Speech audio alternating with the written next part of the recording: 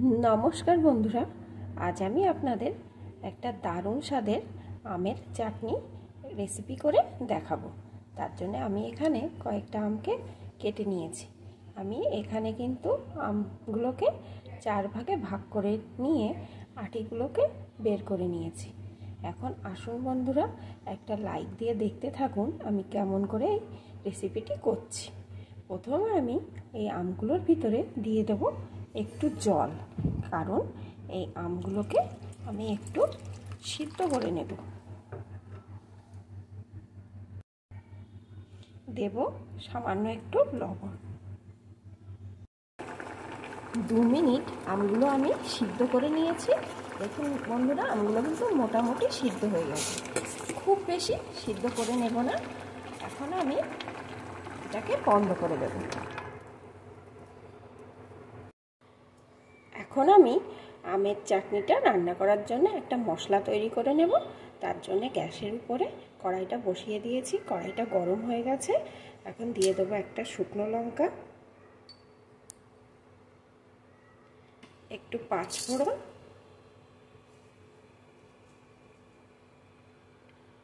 একটু মৌরি। এখন এটাকে সুন্দর করে ভেজে নেব। মশলাগুলো আমার সুন্দরভাবে ভাজা হয়ে গেছে। এ দিয়ে একটা সুন্দর গন্ধ বেরিয়ে আসছে। এখন আমি এটাকে নামিয়ে নেব, নিয়ে গুঁড়ো করে নেব। এটা কিন্তু একদম মিহি গুঁড়ো করব না, একটু আস্তে আস্তে থাকে যেন তেমনভাবে গুঁড়ো করে নেব। ভাজা মশলাগুলো তুলে নিয়ে ওই কড়ার ভিতরে আমি আবারও সামান্য একটু সর্ষের তেল দিয়ে দিয়েছি। এখন দিয়ে দেবো এর ভিতরে একটা শুকনো লঙ্কা, একটু পাঁচফোড়ন। এগুলোকে একটু ভেজে নেব। ফোড়নটা সুন্দর করে ভেজে নিয়েছি। এখন এর ভিতরে আমি 1 কাপ পরিমাণ জল দিয়ে দেব।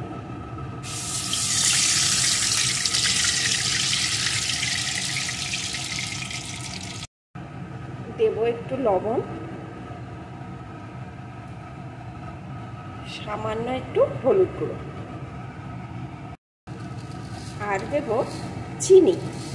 আমি এখানে 3টে আমে 1 কাপ পরিমাণ চিনি দিয়ে দিলাম। মিষ্টিটা আপনারা আপনাদের মতন দেবেন।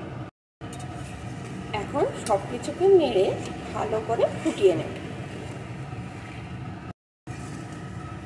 সুন্দর করে এটা ফুটিয়ে নিয়েছি। এখন আমি সিদ্ধ করে রাখা আমগুলোকে দিয়ে দেব।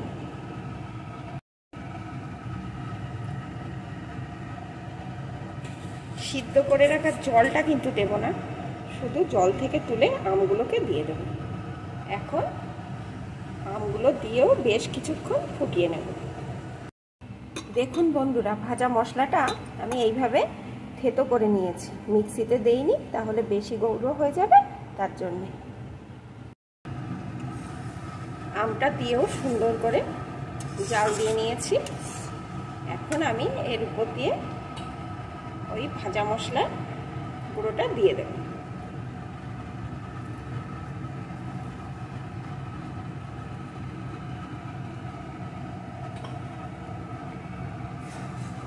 এখন আর একটু এইভাবে নাড়িয়ে নেব।